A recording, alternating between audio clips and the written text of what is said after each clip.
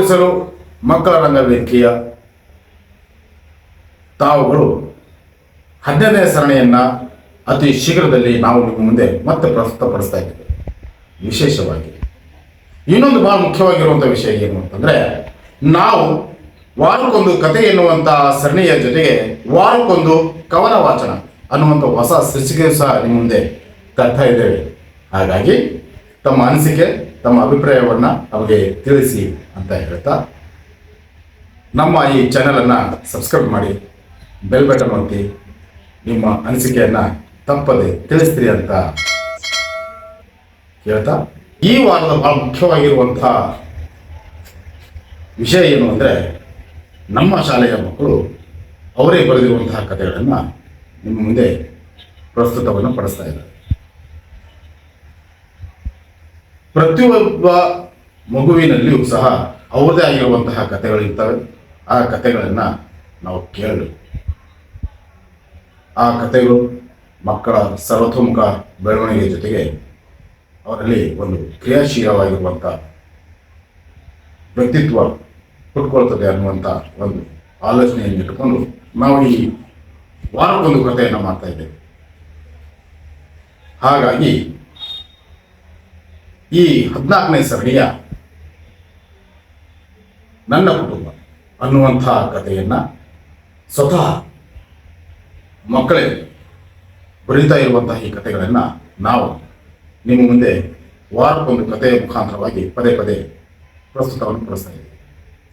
ದಯವಿಟ್ಟು ತಮ್ಮ ಎಲ್ಲರಲ್ಲಿಯೂ ಒಂದು ಕಳಕಳಿಯ ವಿನಂತಿ ಏನು ಅಂದರೆ, ತಾವು ಈ ಕಥೆಗಳನ್ನು ಕೇಳುವುದರ ಮುಖಾಂತರವಾಗಿ ಮತ್ತು ಈ ಕಥೆಯ ಬಗ್ಗೆ ನಿಮಗೇನಾದರೂ ಅನಿಸಿದ್ರೆ, ಹೇಳಬೇಕು ಅಂತ ಅನಿಸಿದ್ರೆ, ನೀವು ಕಮೆಂಟ್ಸ್ ಮೂಲಕವಾಗಿ ತಾವನ್ನು ಹೇಳಬೇಕು.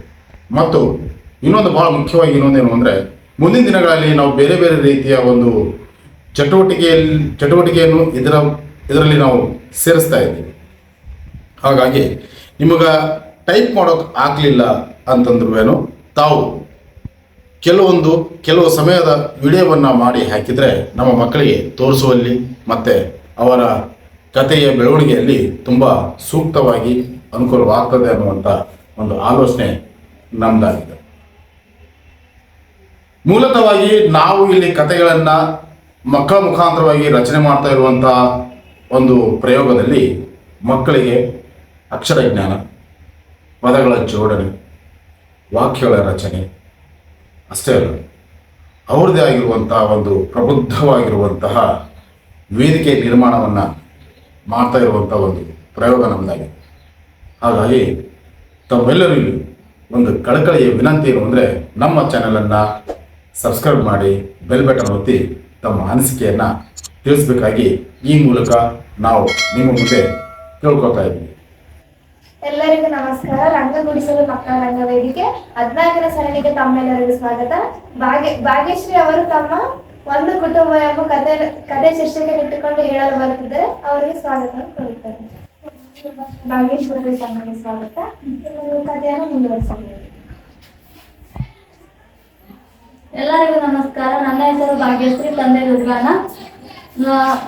ನನ್ನ ಕುಟುಂಬ ಎಂಬ ಶೀರ್ಷಿಕೆಯನ್ನು ಇಟ್ಟುಕೊಂಡು ನಾನು ಒಂದು ಕಥೆಯನ್ನು ಹೇಳುತ್ತೇನೆ. ಒಂದು ಊರಿನಲ್ಲಿ ಒಂದು ಕುಟುಂಬ ಇತ್ತು.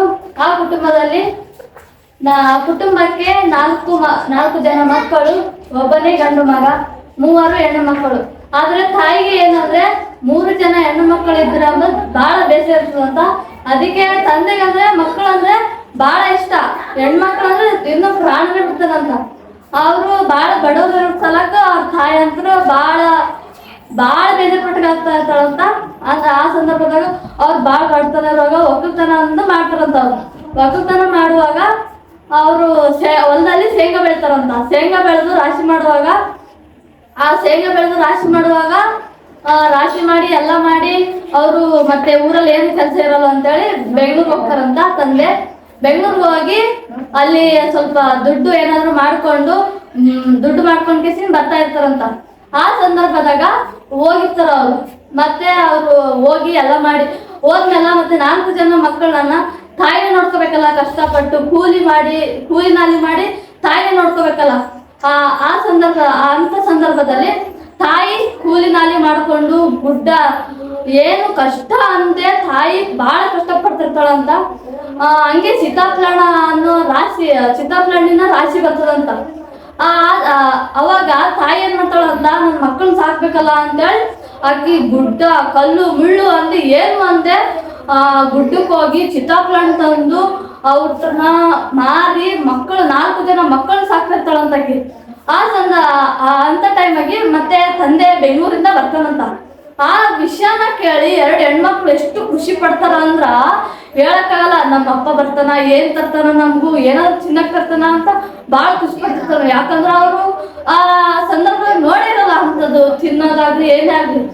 ಅವಾಗ ಭಾಳ ಅಂದ್ರೆ ಭಾಳ ಖುಷಿ ಪಟ್ಟು ಅವರು ಹಿಂಗ ಬಸ್ ಸ್ಟ್ಯಾಂಡ್ ಬಲ್ಲಿ ಹೋಗಿ ಕುಂತಿರ್ತಾರಂತ. ಅವ್ರು ಕುಂತಾಗ ತಂದೆ ಬರ್ತಾನಂತ. ಬಂದು ಅವ್ರಿಗೆ ಏನ್ ತಿನ್ನಕ್ ಕುಂದಿರ್ತಾನ ಕೊಡ್ತಾನ. ಮತ್ತೆ ಮನೆಗೆ ಬರ್ತಾರ ಅವರು. ಮತ್ತೆ ಅದೇ ಕೆಲಸ ಒಕ್ಕಲ್ತನ ಅಂದ್ರೆ ಶೇಂಗಾ ಬೆಳೆಯೋದು ಅದೇ ಕೆಲಸ ಮಾಡ್ತಿರ್ತಾರ ಅವರು.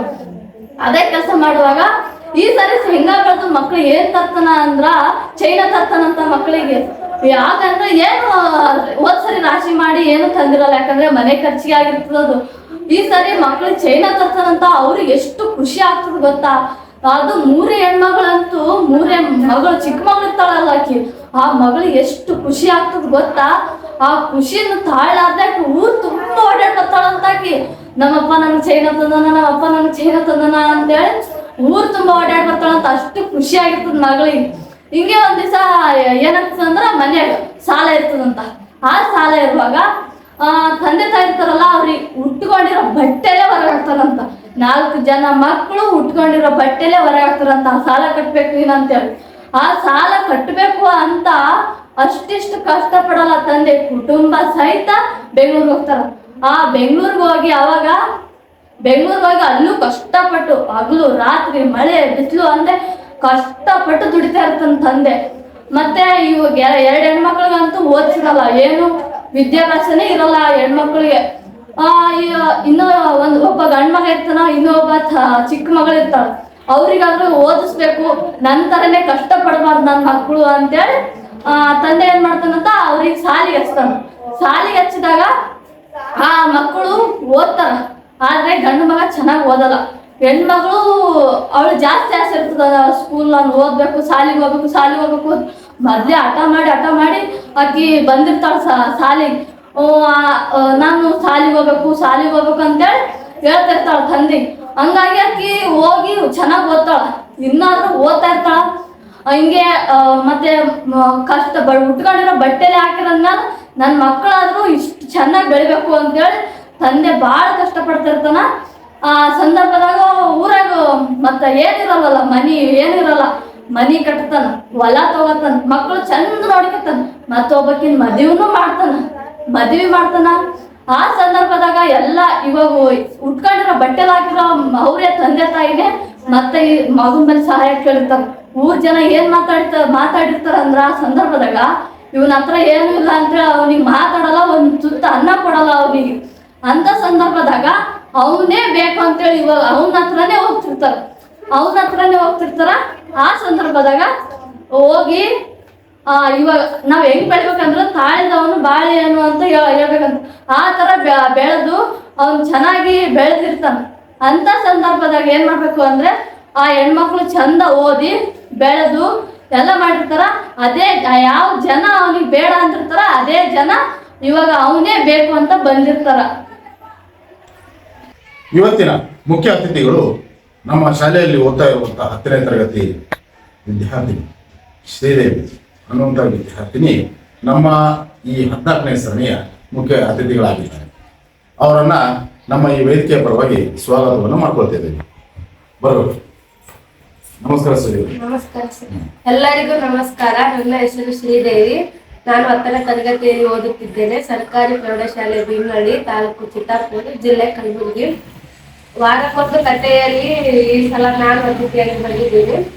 ಈ ಶಾಲೆಯಲ್ಲಿ ವಾರಕ್ಕೊಂದು ಕತೆ ಮಾಡುವ ಅನುಕೂಲಗಳು ಅಂತಂದ್ರೆ ಎಲ್ಲ ಮಕ್ಕಳು ಭಾಗವಹಿಸ್ಬೋದು. ಮತ್ತು ಹೊಸ ಬರವಣಿಗೆ ಶುದ್ಧ ಆಗ್ಬೋದು. ವಾಕ್ಯಗಳು ಹೊಸ ವಾಕ್ಯಗಳು ರಚನೆ ಆಗ್ತಾವ. ಮಕ್ಕಳಲ್ಲಿ ಹೊಸ ಒಂದು ಚೈತನ್ಯ ಮೂಡ್ತದ. ಎಲ್ಲ ಮಕ್ಕಳು ಭಾಗವಹಿಸ್ತಾರ. ಮತ್ತು ಪ್ರತಿಯೊಂದು ಮಕ್ಕಳು ಸಹ ಈಗ ಪ್ರತಿಭೆ ಆಗ್ಲಕ್ಕೂ ಮತ್ತ ಎಲ್ಲರಿಗೂ ತೋರಿಸ್ಕೊಳಕ್ ಒಂದು ಒಳ್ಳೆ ಅದ್ಭುತ ಅವಕಾಶ ನೀವು. ಥ್ಯಾಂಕ್ ಯು ಶ್ರೀದೇವಿ ಅವರೇ. ಕೇಳಿದ್ರಲ್ಲ, 10ನೇ ತರಗತಿಯಲ್ಲಿ ಓದ್ತಾ ಇರುವಂಥ ಶ್ರೀದೇವಿಯವರು ನಮ್ಮ ಈ 14ನೇ ಸರಣಿಯ ಬಗ್ಗೆ ಒಂದೆರಡು ಮಾತುಗಳನ್ನ ಆಡಿದ್ದಾರೆ. ಇದೇ ಥರ ತಾವುಗಳು ತಮ್ಮ ಅಭಿಪ್ರಾಯವನ್ನು ತಿಳಿಸ್ತೀರಿ ಅನ್ನೋದಾದರೆ ತಮ್ಮ 30ರಿಂದ 40 ಸೆಕೆಂಡಿನ ಒಳಗಡೆ ಈ ವಿಡಿಯೋವನ್ನು ನಮಗೆ ಹಾಕಿದರೆ ನಮ್ಮ ಈ ವೇದಿಕೆ ಪರವಾಗಿ ಅವರನ್ನು ಧನ್ಯವಾದವನ್ನು ಹೇಳ್ತಾ ಮತ್ತೆ ನಮ್ಮ ಮುಂದಿನ ಸರಣಿಗೆ ಅವ್ರ ವಿಡಿಯೋನ ಸೇರಿಸ್ತಾರೆ.